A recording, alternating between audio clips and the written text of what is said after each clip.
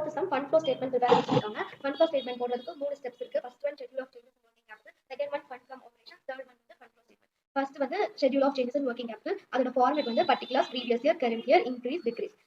Working கேபிட்டலோட formula என்னது current assets minus current லயபிலிட்டிஸா. அப்போ கரண்ட் அசெட்ஸ் ஒன்று எழுதிட்டு அதோட டோட்டலை போட்டு கரண்ட் லயபிலிட்டிஸ் ஒன்று எழுதிட்டு அதோட டோட்டல் வந்து போடணும். இப்போ ஃபர்ஸ்ட் கொஸ்டின்ல எதெல்லாம் கரண்ட் அசெட்ஸ் பாருங்க. குட்வில் வந்து இன்டான்ஜிபிள் அசெட், கரண்ட் அசெட் கிடையாது. மிஷினரி வந்து ஃபிக்ஸ்ட் அசெட், இன்வெஸ்ட்மெண்ட் வந்து fixed asset. Discount on issue of debtors வந்து ஒரு அசெட்டே கிடையாது. கார்பரேட் அக்கௌண்டிங்ல வந்து படிச்சிருக்கோம்ல, டெபெஞ்சர்ஸ் லெஸ் டிஸ்கவுண்ட் அப்படின்னு தானே போடுவோம். அது வந்து ஒரு அசெட் கிடையாது. பேங்க், டெப்டர்ஸ், ஸ்டாக் இது மூணுமே வந்து current assets. So current assets வந்து இங்க எழுதிக்கலாம். அப்படியே ப்ரீவியஸ் இயர் கரண்ட் இயரோட ஃபிகர்ஸ் வந்து கொஸ்டின்ல இருந்து காப்பி பண்ணிருங்க.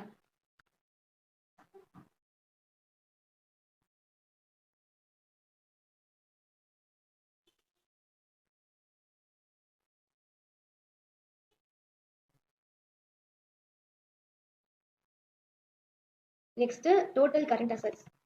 நம்ம ஃபர்ஸ்ட் 2 காலம் மட்டும் முதல்ல ஃபில் பண்ணிக்கலாம். அப்புறம் லாஸ்ட் 2 காலம் அப்புறமா ஃபில் பண்ணிக்கலாம். இந்த மூணுத்தையும் ஆட் பண்ணா 1,30,000 வரும். இது மூணுத்தையும் ஆட் பண்ணா 2,65,000 கிடைக்கும். நெக்ஸ்ட் கரண்ட் லயபிலிட்டிஸ் போட்டுக்கோங்க. இப்போ கொஸ்டின்ல எதெல்லாம் கரண்ட் லயபிலிட்டிஸ் அப்படின்னு பாருங்க. ஷேர் கேபிட்டல் கரண்ட் லயபிலிட்டி கிடையாது, டெபெஞ்சர்ஸ் கரண்ட் லயபிலிட்டி கிடையாது, ஜெனரல் ரிசர்வ் கரண்ட் லயபிலிட்டி கிடையாது, ப்ராஃபிட் அண்ட் லாஸ் அக்கௌண்ட் வந்து கரண்ட் லயபிலிட்டி கிடையாது, டெப்ரிசியேஷன் கரண்ட் லயபிலிட்டி கிடையாது. டெப்ரிசியேஷன் வந்து ஒரு expense. Creditors bank overdraft வந்து தான் current liability. Creditors bank overdraft copy பண்ணிக்கோங்க. அப்படியே previous year current year figure கொஸ்டின்ல அப்படியே காப்பி பண்ணிடுங்க.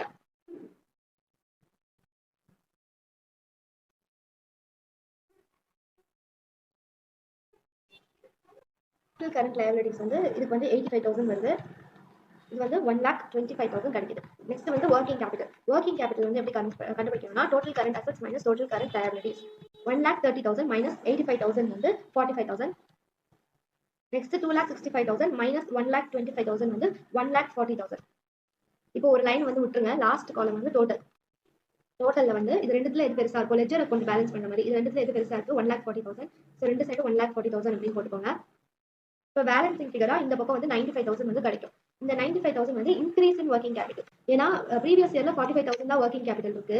ஆனா 2000ல வந்து 1,40,000 அதிகமாயிடுச்சு. அப்படின்னா ஒர்க்கிங் கேபிட்டல் அதிகமாயிருக்கு, அதனால இன்க்ரீஸ் போடும். ஃபர்ஸ்ட் 2 காலம் ஃபில் பண்ணியாச்சு. நெக்ஸ்ட் லாஸ்ட் 2 காலம். இப்போ ஒண்ணா பாருங்க. 20,000 வந்து 30,000 ஆயிருக்கு அப்படின்னா 10,000 வந்து இன்க்ரீஸ் ஆயிருக்கு.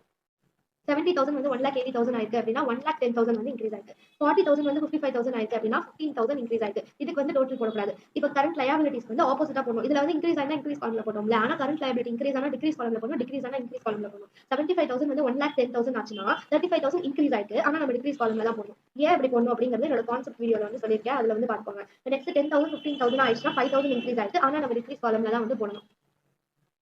5,000. இப்போ வந்து இது எல்லாத்துக்கும் டோட்டல் போடுங்க. 10,000 பிளஸ் 1,10,000 பிளஸ் 15,000 வந்து 1,35,000.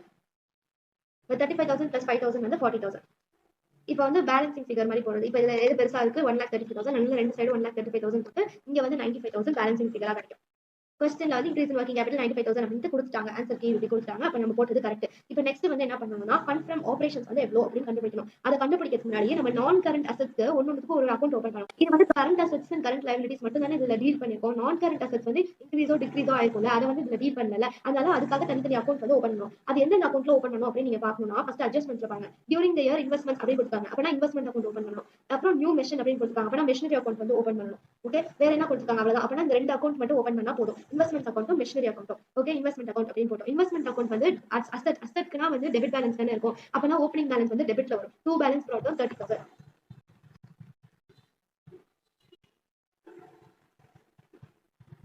நெக்ஸ்ட் க்ளோசிங் பேலன்ஸ் வந்து எவ்வளவுனா 80,000. 80,000 வந்து பை பேலன்ஸ் கேரி டவுன் அப்படின்னு போடுவோம். By balance carry down 80,000. இப்போ நெக்ஸ்ட் என்ன கொடுத்துருக்காங்க கொஸ்டின்னா during the year investment causing 30,000 were sold for 27,000. sold for 27,000. Investment sale பண்ணிருக்காங்க. இன்வெஸ்ட்மெண்ட் சேல் பண்ணிருக்காங்கன்னா நீங்க என்ன ஜர்னல் என்ட்ரி போடுங்க. கேஷ் கம்ஸ் இன் அப்படிங்கறத கேஷ் அக்கௌண்ட் டெபிட் பண்ணுவீங்க. Cash account debit to investment account அப்படின்னு போடுவீங்களா. அப்பனா பை கேஷ் அக்கௌண்ட் அப்படின்னு போடுமா. பை கேஷ் அக்கௌண்ட் அப்படின்னு போட்டு பிராக்கெட்ல சேல் was sold for 27,000 அப்படின்னு கொடுத்துருக்காங்க. அதனால 27,000 வந்து இங்க வந்து போடுறோம். இப்போ நெக்ஸ்ட் என்னன்னா 30,000 were sold for 27,000. 30,000 இருக்கிறது 27,000 தான் வச்சிருக்காங்க அப்படின்னா 3,000 வந்து லாஸ் வந்து இங்க போடுறோம். என்னன்னு போடுறோம்னா by P&L adjustment, profit and loss adjustment account அப்படின்னு போடுறோம். Adjusted P&L. ஓகே, நம்ம ஃபண்ட் ஃப்ரம் ஆபரேஷன்ஸ் கண்டுபிடிக்கிறதுக்கு அட்ஜஸ்டட் P&L போடலாம், இல்லைன்னா ஸ்டேட்மெண்ட் போடலாமா. அப்படின்னா அட்ஜஸ்டட் P&L போட்டு 3,000 வந்து இங்க போடணும். இப்போ வந்து பேலன்சிங் ஃபிகர் வந்து இந்த சைடு கிடைக்கும். இது மூணுத்தையும் ஆட் பண்ணா 1,10,000 கிடைக்கும். இங்கேயும் 1,10,000 போட்டுக்கோங்க. இப்போ பேலன்சிங் ஃபிகர் என்னன்னு போடணும்னா கேஷ்னு போட்டு பர்ச்சேஸ்னு போட்டோம். இந்த பக்கம் வந்துச்சு டெபிட் பக்கம் வந்து பேலன்சிங் ஃபிகர் வந்துச்சுன்னா டூ கேஷ் பர்ச்சேஸ் அப்படின்னு போடணும். கிரெடிட் பக்கம் வந்துச்சுன்னா பை கேஷ் சேல்ஸ் அப்படின்னு போடணும். பேலன்சிங் ஃபிகர் வந்து 80,000 வந்து கிடைக்கும். நெக்ஸ்ட் மெஷினரியை பத்தி கொஞ்சம் இன்ஃபர்மேஷன் கொடுத்ததுனால நம்ம மெஷினரி அக்கௌண்ட் வந்து ஓப்பன் பண்ணிடலாம். கொஸ்டின்ல நெக்ஸ்ட் மெஷினரியை பத்தி கொஞ்சம் இன்ஃபர்மேஷன் வந்து கொடுத்துருக்காங்க. அதனால மெஷினரி அக்கௌண்ட் வந்து ஓப்பன் பண்ணணும். மெஷினரி அக்கௌண்ட் வந்து டெபிட் பேலன்ஸ், அதனால ஓப்பனிங் பேலன்ஸ் வந்து டெபிட் சைடுல வரும். டூ பேலன்ஸ் வந்து 3,10,000, பை பேலன்ஸ் கேரி டவுன் வந்து 4,40,000. பை பேலன்ஸ் கேரி டவுன் வந்து மிஷினரி அக்கௌண்ட்ல 4,40,000.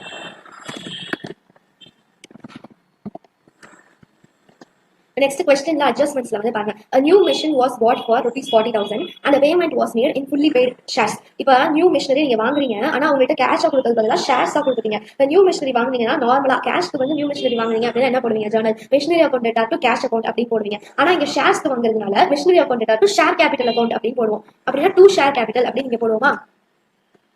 Two share capital 40,000.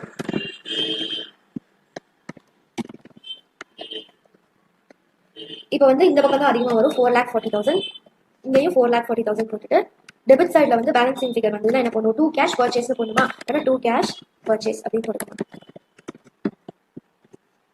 Balancing figure வந்து 4,40,000 மைனஸ் 3,10,000 மைனஸ் 40,000 வந்து 90,000 வந்து கிடைக்கும். ஓகே, இப்போ வந்து நம்ம ஃபண்ட் ஃப்ரம் ஆபரேஷன்ஸ் கண்டுபிடிக்க ஆரம்பிச்சலாம். ஃபண்ட் ஃப்ரம் ஆபரேஷன் ஸ்டேட்மெண்டா போடலாம், இல்லைனா அட்ஜஸ்டட் P&L வந்து போடலாம். இப்போ போன சம்லாம் வந்து அட்ஜஸ்டட் P&L தான் போட்டிருக்கோம். அதனால இதுல வந்து ஸ்டேட்மெண்டா போட்டு பார்க்கலாம். ஓகேவா?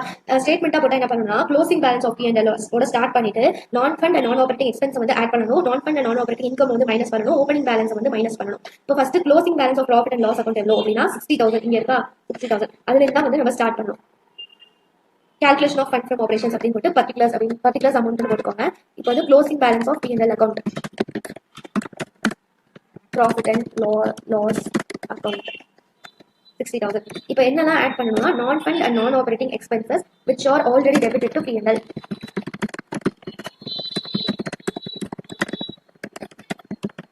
நம்ம ஜென்ரலா வந்து எக்ஸ்பென்சஸ் வந்து சப்ராக்ட் தானே பண்ணுவோம். எக்ஸ்பென்ஸ் வந்து நார்மலா சப்ராக்ட் பண்ணுவோம். ஆனா நம்ம ஃபண்ட் ஃப்ரம் ஆபரேஷன்ஸ்னால எவ்வளவு ஃபண்ட் வந்திருக்கு அப்படின்னு கண்டுபிடிக்கணும். அதனால நான் ஃபண்ட் நான் ஆபரேட்டிங் எக்ஸ்பென்ஸ் ஆட் பண்றோம். எக்ஸ்பென்ஸ் நார்மலா சப்ராக்ட் பண்ணுவோம். ஆனா இதுல உங்களுக்கு நான் ஃபண்ட் நான் ஆபரேட்டிங் தேவை கிடையாது, ஆபரேட்டிங் மட்டும் தான் தேவை. அதனால தேவையில்லாததை ரிவர்ஸ் பண்றதுக்காக சப்ராக்ட் பண்ணது எல்லாத்தையும் இப்போ ஆட் பண்றோம். இப்போ கொஸ்டின்ல வந்து பாருங்க இதெல்லாம் வந்து கிடைக்கும் அப்படின்ட்டு, இதெல்லாம் வந்து நான் fund and non operating expense அப்படின்ட்டு. இப்போ கொஸ்டின்ல வந்து டெப்ரிசியேஷன் கொடுத்துருக்காங்க. டெப்ரிசியேஷன் வந்து என்னன்னா 90,000 1,30,000 அப்படின்ட்டு கொடுத்துருக்காங்க. 1,30,000 90,000 ஆனது 1,30,000 ஆயிருக்கு அப்படின்னா டிஃபரன்ஸ் இருக்குல்ல, டிஃபரன்ஸ் வந்து 1,30,000 மைனஸ் 90,000 40,000 வந்து கிடைக்கும். அந்த 40,000 வந்து ஆட் பண்ணணும். சாரி, இதுல வந்து நம்ம அக்கௌண்டா போடல, ஆட் தானே பண்ண போறோம். அப்படின்னா டெப்ரிசியேஷன் போட்டு 40,000 போட்டுக்கோங்க. டெப்ரிசியேஷன் 40,000. நெக்ஸ்ட் வந்து ஜென்ரல் ரிசர்வ் வந்து 70,000 இருந்திருக்கு. இப்போ வந்து 1,20,000 ஆயிருக்கு அப்படின்னா இதோட டிஃபரன்ஸ் வந்து எவ்வளவோ அவ்வளவு வந்து டிரான்ஸ்ஃபர் பண்ணிருக்காங்க. டிரான்ஸ்ஃபர் டு ரிசர்வ்ங்கிறது என்னன்னா அது வந்து ஒரு நான் ஃபண்ட் தானே, நம்ம வந்து ரிசர்வ்ல டிரான்ஸ்ஃபர் பண்றதுனால ப்ராஃபிட்ல இருந்து கம்மியாகி ரிசர்வ்ல அதிகமாகுது. அதனால கேஷ் இன்ஃப்ளோவோ அவுட்ஃப்ளோவோ எதுவுமே வந்து ஆகல. அதனால டிரான்ஸ்ஃபர் டு ஜென்ரல் ரிசர்வ் அப்படின்னு போட்டு ஆட் பண்ணணும். சப்போஸ் நீங்க அக்கௌண்ட் அட்ஜஸ்டட் P&L போடுறீங்க அப்படின்னா இதை வந்து டெபிட் பண்ணணும். எதெல்லாம் இதுல ஆட் பண்றோமோ அதெல்லாம் வந்து அதுல டெபிட் பண்ணணும். டிரான்ஸ்ஃபர் டு ஜென்ரல் ரிசர்வ் ரெண்டுக்கு சப்ராக்ட் பண்ணணும். 1,20,000 மைனஸ் 70,000 போட்டா 50,000 வந்து கிடைக்கும். நெக்ஸ்ட் வந்து இங்க கிடைச்சிருக்கல, நம்ம அக்கௌண்ட் போட்டு கண்டுபிடிச்சோம்ல அட்ஜஸ்டட் P&L போட்டுருக்கோம் பாருங்க. இப்போ அட்ஜஸ்டட் P&L போட்டீங்கன்னா இங்க வந்து கிரெடிட்ல இருந்து அதை டெபிட் பண்ணுவீங்களா அப்படின்னா இதுல வந்து ஆட் பண்ணணும். இது என்னன்னா லாஸ், நம்ம சேல் பண்ணதுனால வந்து லாஸ் தான் வந்து இது 3,000 வருது. So loss on sale of investment அப்படின்னு போட்டு 3,000 வந்து ஆட் பண்ணணும்.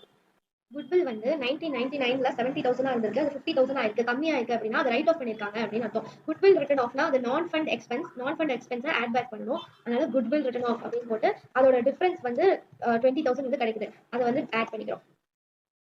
நெக்ஸ்ட் ஒன் வந்து கொஸ்டின்ல வந்து டிஸ்கவுண்ட் ஆன் இஷ்யூ ஆஃப் டெபெஞ்சர்ஸ் அப்படின்னு கொடுத்துருக்காங்க. அது வந்து ஒரு நான் ஆபரேட்டிங் எக்ஸ்பென்ஸ், அதனால நான் ஆபரேட்டிங் எக்ஸ்பென்ஸ் வந்து ஆட் பண்ணணும் 5,000. இப்போ வந்து 60,000 கூட இது எல்லாத்தையும் ஆட் பண்ணா 1,78,000 வந்து கிடைக்கும். இப்போ நான் ஃபண்ட் நான் ஆபரேட்டிங் இன்கம் வந்து கொஸ்டின்ல ஏதாவது இருக்கான்னு பாருங்க. அப்படி எதுவும் இல்லை, அதனால நம்ம ஓப்பனிங் பேலன்ஸ் ஆஃப் P&L அக்கௌண்ட்டை வந்து சப்ராக்ட் பண்ணிடலாம். நான் ஆபரேட்டிங் நான் ஃபண்ட் நான் ஆபரேட்டிங் இன்கம் ஏதாவது இருந்துச்சுன்னா ஃபர்ஸ்ட் அதை வந்து மைனஸ் பண்ணணும். அதுக்கப்புறம் தான் வந்து ஓப்பனிங் பேலன்ஸ் ஆஃப் P&L வந்து மைனஸ் பண்ணணும். இதுல வந்து அது எதுவும் இல்லை, அதனால ஓப்பனிங் பேலன்ஸ் ஆஃப் P&L வந்து மைனஸ் பண்ணிடும்.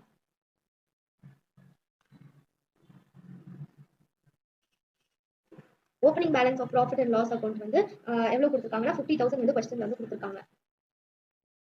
இப்போ 1,78,000 இருந்து 50,000 மைனஸ் பண்ணா 1,28,000 வந்து கிடைக்குது. ஆன்சர் வந்து பாசிட்டிவா வருது. அதனால இது ஃபண்ட் ஃப்ரம் ஆபரேஷன்ஸ். ஓகே, நம்ம இப்போ எல்லாத்தையும் போட்டாச்சு. நெக்ஸ்ட் ஃபண்ட் ஃப்ளோ ஸ்டேட்மெண்ட் வந்து போட்டுலாம். ஃபண்ட் ஃப்ளோ ஸ்டேட்மெண்ட்ல சோர்சஸ் அமௌண்ட், அப்ளிகேஷன்ஸ் அமௌண்ட். சோர்சஸ்னா எப்படிலாம் வந்து உங்களுக்கு ஃபண்ட் கிடைக்குது, ஃபண்ட் எப்படிலாம் இன்ஃப்ளோ ஆகுது அப்படிங்கிறது. அப்ளிகேஷன்ஸ்னா நீங்க எப்படிலாம் ஃபண்ட் வந்து யூஸ் பண்றீங்க அப்படிங்கிறது.